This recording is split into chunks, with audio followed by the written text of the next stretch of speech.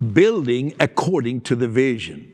You know, God speaks in visions and in dreams, in pictures. And as I'm speaking today from the location of Toronto, where the Toronto Celebration Church is located, this church was birthed by a vision. There is something called a vision for a local church. I want to give you the pillars of that. To reveal the gospel of God's grace in Jesus Christ for all people. Every word in that first pillar of that vision is important. We're not licensed to preach anything but the grace of our Lord Jesus Christ. Paul said, there's one thing I want to do. I want to finish my race and preach the gospel of the grace of God through Jesus Christ. And it's for all people. The second part of that is to provide a family environment where everyone can find a place of belonging. You know, this is one of the pictures that the New Testament gives of a church. We are a family. And sometimes in a family there are problems, and then you deal with them. And many times it's just having fun and doing things together, but there's some planning, there's some structure. And so everyone to find a place of belonging. You belong with the family of God.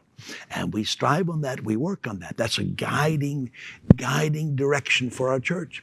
And you may think pastor of the church and you're pastoring. You may be listening to me somewhere around the world, in Asia, Africa, South America, or Europe, wherever.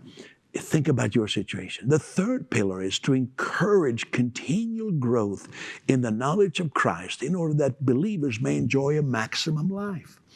And so everything, Peter says, that belongs to life and godliness is in the knowledge of Christ. That is why we encourage continual growth.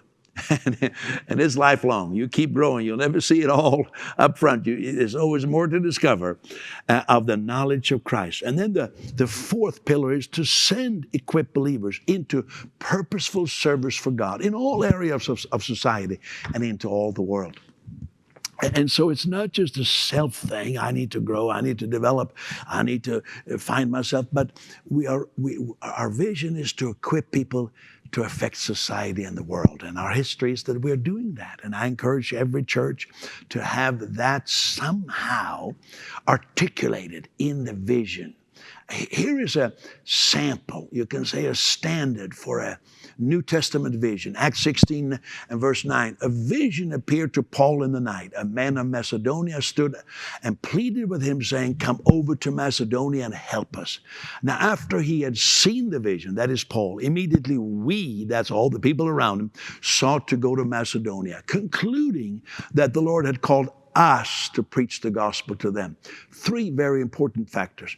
God gave a vision to a person.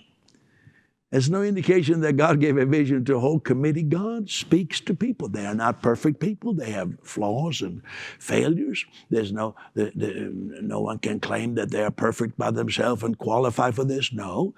But God speaks to a person. This time it was the Apostle Paul.